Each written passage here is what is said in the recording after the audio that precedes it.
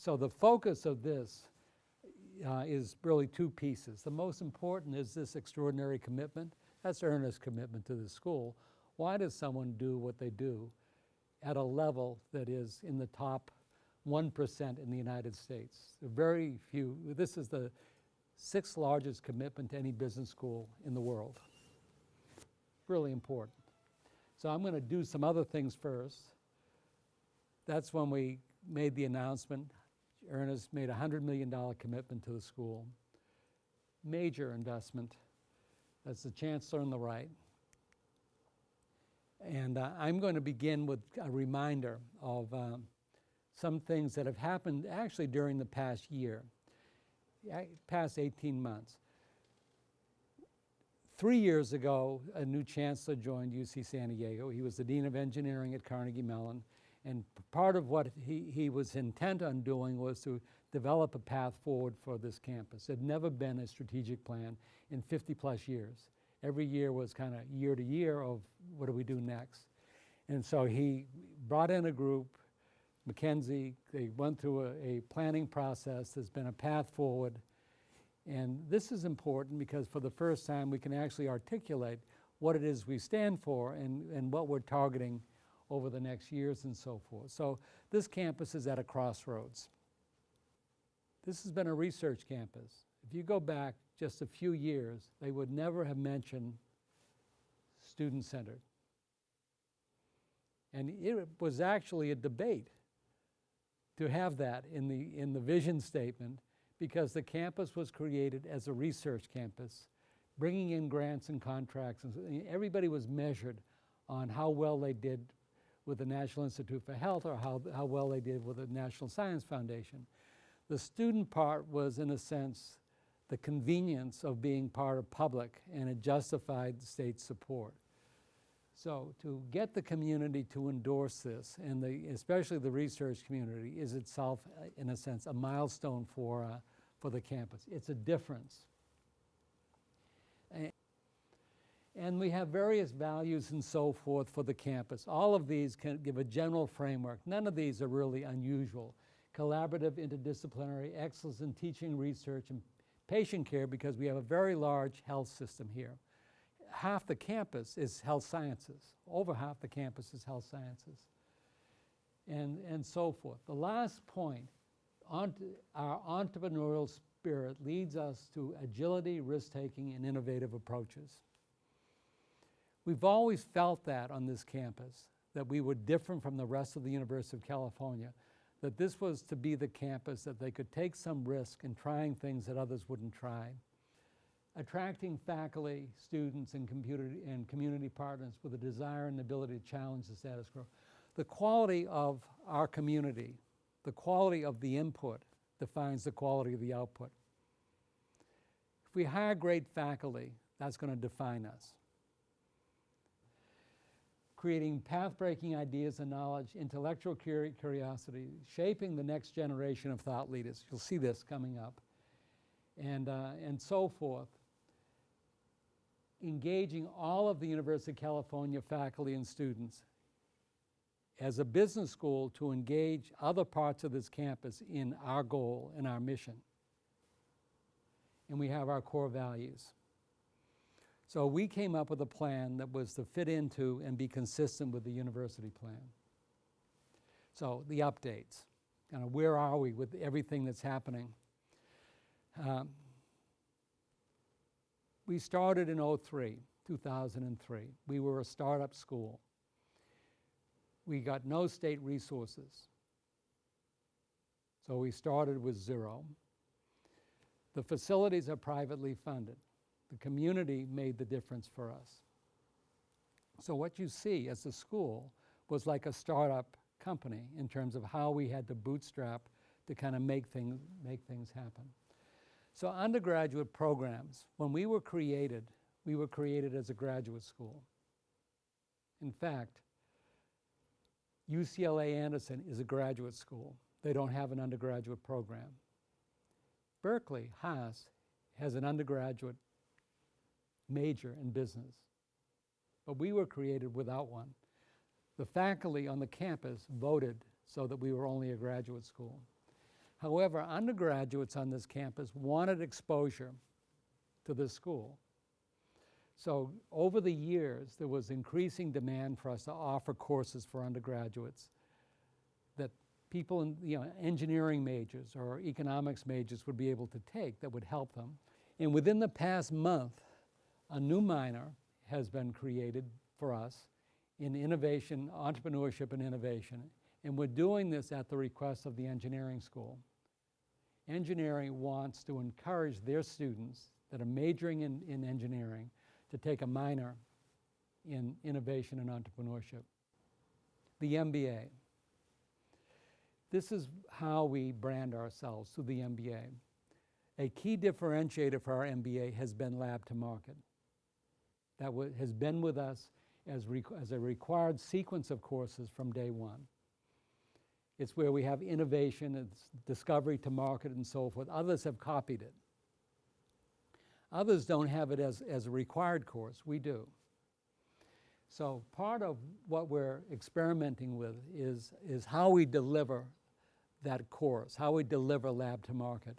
And so in a year, next year, there will be some experiments, some trials with the first course in Lab to Market, which is idea generation, to have regular ladder track faculty co-teach that program, co-teach that course, beginning with an individual, one of our regular faculty member who teaches an elective in creativity, regular faculty member teaching about creativity at the beginning, then having finance faculty co-teach on market research, because that's going to be needed later, and then having the regular faculty that we use talk about relevancy in terms of idea to market. So it'll be team taught for the first time. Immersion projects. Basically, these will be courses in which students in teams actually work in companies on real problems in companies, and they deliver value back. So they learn by doing and learn by immersion. An example of this as an elective is the course in business analytics that Onamir and Carson Hansen teach, and I think it's called Analytics in the Wild, in which what drives that are company projects in which students are in teams are given access to data, and they're to deliver back the analysis, first articulate the question, deliver back the analysis that they do on their data that have to be real and important problems in those companies. Independent studies. This has been a key differentiator for us. We have some faculty who have 3 or 4 or 5 independent studies a year. And that is a group of students either identify or they're asked to volunteer for particular problems of interest that they can work on. So we've had groups of students work on independent studies that have done a business plan for a diabetes center, working with health science. It's a real issue for us. Groups of students that have worked on setting up personalized cancer treatment centers. We have some that will be set up now that we're looking at with Project Concern International, PCI, which is an NGO that works around the world on issues of things like healthcare, women's issues, education for Ebola. They have projects that they'd like to have teams of students work on. And then use of technology and experiments in using technology for learning, such as synchronous and asynchronous learning. There was a lot of interest in specialized programs because specialized master's programs provide skill sets. You would learn specific things directed towards specific jobs. And the first for us that we launched, because some of our faculty had been teaching in programs like this, was the Master of Finance program, a 1-year master's program, a quantitative finance program for individuals who will specialize in the finance industry. Quantitative, a 1-year program. We launched this program last September. We had expected, to be quite honest with you, about 15 or 20 students, and we ended up with initially 57 students. For the coming year, our target was to matriculate 75 students, which is a cohort group. We've had around 1,200 applications, 1,200 applications for that program. There's a lot of thinking and rethinking about the master's program. It's a very specialized technical program, very bright students in it, knowing what their professional target is. There's a second one that's in proposal form in business analytics. Many companies like Oracle or IBM, Hewlett-Packard will tell you that analytics as a profession is an area in the greatest demand, that 40% of all of the positions that are associated with business analytics are unfilled. And it's basically looking at data and data analysis, big data, disparate databases and so forth, and using it to improve decision making in a number of different disciplines. So we have many faculty who will associate this with marketing. What happens if you change the design of a product or service? What happens if you change the pricing on a product? Can you use data to get a sense of the sensitivity of demand to something like that? In finance, it's called predictive analytics, using statistics and data and so forth to, say, forecast a market response to some event. It's used in supply chain, but data, information, databases, the cloud, big data, all of this is associated with business analytics. I mentioned when we said strategies for the school, what's important for us, and one of them was really defining the leaders of tomorrow. 6 years ago, we started a doctoral program. We have a very small program, and when we designed it, we were only going to matriculate about 5 individuals a year. We haven't had that many. We've probably averaged three or four a year.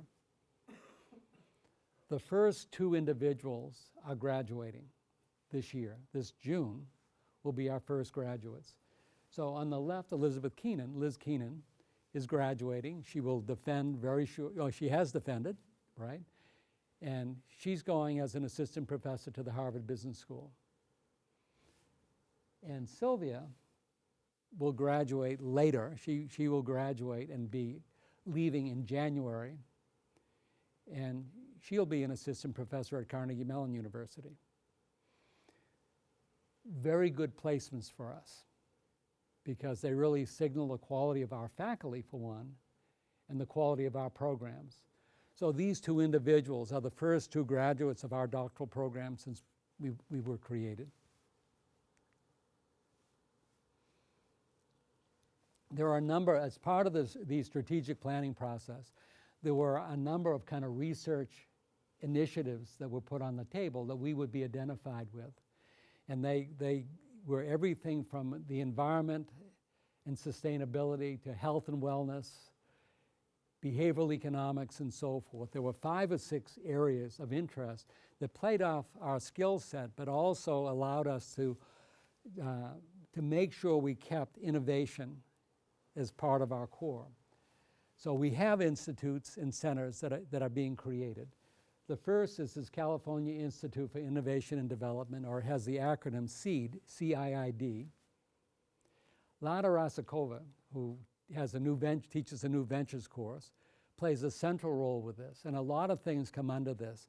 Our venture capital course, StartR, the little incubator or accelerator that's here, will come under it. Our relationship with another little entity called My Startup XX, which encourages women in science and technology to innovate, start companies.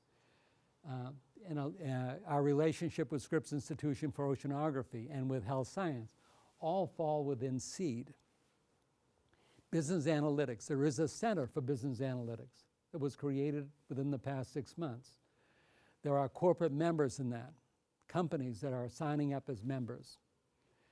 There will be student projects, very much like what Carsten Hansen and Ona Mir are now dealing with, that will be associated with the center.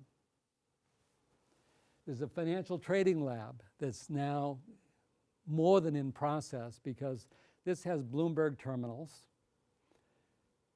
We've been wanting to do this because it will support both the MBA and the Masters in Finance program. The first 14 Bloomberg terminals have arrived. They're in place.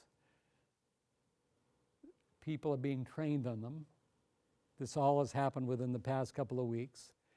And this will be very important as a center. So both the Business Analytics Center and the Financial Trading Lab will be on the 5th floor of Wells Fargo Hall. Up on the top, they'll be behind glass. They'll be very visible in terms of kind of what we're doing in defining paths forward. Human-Centered Design Lab, or the Design Lab. There's an initiative on campus that was started a year ago by an individual named Don Norman, who is a psychologist and social psychologist who has defined a lot of what's happened in the area of design and design thinking. He worked for IDEO, he worked for Apple as a researcher and head of research at Apple. He's been at Northwestern, he's been at various institutions in Korea. He's created a laboratory that basically is to interface with innovation for us. It's an in-process. It has started very recently. Turns out Don Norman's son graduated from our program, and his contact with this campus came through his son, who also has started a company in the Bay Area. Social innovation and impact. This is a center in which there is an endowment to support it, but it addresses questions of significant social consequence for us, such as working for this PCI again, Project Concern International, working with Scripps Institution for Oceanography, working on health issues, disparities in income. And we have a lot of students, we have many students who would like to work in these areas. And there's a U.S.-Israel Center for Innovation and Economic Impact, started 3 years ago. It's going into its 4th year next year. This is the 3rd year, funded by a foundation called the Leachtag Foundation. And there are many things it does, but 2 things in particular are of significance. It has an immersion program that is subsidized by the foundation, in which 25 Rady students go to Israel for about 2 weeks, and they are basically immersed in the innovation culture of Israel. It's a huge success. Students who come back saying it's the most eye-opening experience that they've ever had. After that, 25 Israeli students from the top universities, so from Technion, Hebrew University, and so, come here, and they spend pretty close to 2 weeks here. It's done in February. They get immersed in the innovation culture of San Diego. Ernest Rady speaks to them, Erwin Jacobs speaks to them. They mix and mingle with our students. It's a great experience for them. Most of our community knows those 2 immersion programs because students are involved. But in addition, there are research programs, there are faculty exchange programs, and so forth, all part of the center. Our goal within the next year to 2 is to endow this center so that it can go on in perpetuity. I think for any of you, if you're here next year, if you're not graduating this June, if you haven't gone on the immersion program, anybody who's gone, to the best of my knowledge, has said it's been an amazing experience for them. There are things happening on campus that are pretty dramatic. About a week ago, there was a position created and filled, called an Associate Vice Chancellor for Innovation. This position is in our tech transfer office. This is a brand new position, reports to the Vice Chancellor for Research. And this individual is to have ownership for the entire entrepreneurial ecosystem for UC San Diego. From tech transfer to laboratories to creating companies to venture capital, incubators and accelerators and so forth. How do you bring it all together as one stop? A campus venture fund.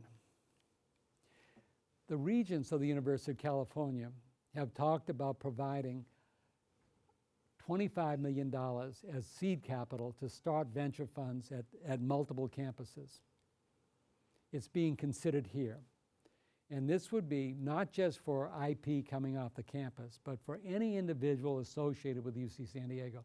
So if you're starting a company and you're an alum, and if this fund were set up, you'd be eligible to go to the fund to get seed capital or get venture capital. It's an in process. It's being discussed now, and there is a fund like this at the University of California, San Francisco. Express licenses. This past year, they had the first express license, which is basically one size fits all. They have the standards all worked out, the lawyers have looked at it, and you can come in, and someone from the outside, look at intellectual property. They can look at the standardized agreement that lawyers and others have already agreed to, and very easily and quickly leave with a license. The basement. We have our incubator, which is StartR, very small, and the teams go in for a very short period of time. Many that leave our incubator will go to EvoNexus, the large community incubator. Campus is investing in a campus-wide incubator called The Basement. It's basically exactly what the name says. It's a basement with brick cinder walls in which students or faculty or others, if they're creating a company, they'll have the opportunity to incubate the company in this university facility for a period of time. Some donors, some alumni for the campus are funding this because they want the campus to be better at getting discovery off campus. And so there's an incentive to do this. The biggest update is this. This year, Ernest Rady made a commitment. 11 years ago, Ernest made a commitment. It was January of 2004 that he committed $30 million to name the business school at a time when we had no students and no faculty, certainly no alumni, and we had 1 or 2 staff. So it was like rolling the dice. He bet, because he actually put money on the table. It wasn't, I'll give you $30 million when you meet milestones. It was, here's the money. I believe you can do it. So he bet on us with a lot of ambiguity about our success in January of 2004. So basically 10 years ago.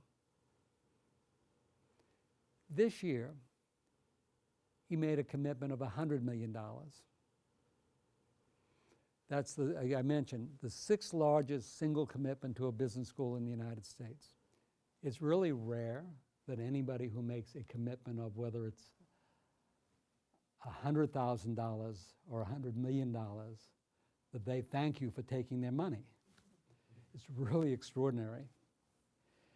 And so he thanks me, he thanks the faculty. What's his return? What does he get back?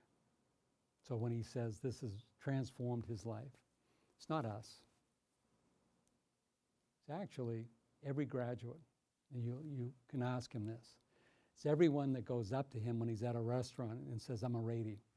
So what he gets back in all of this is every alum that's successful does something for the community, and his interest is the community.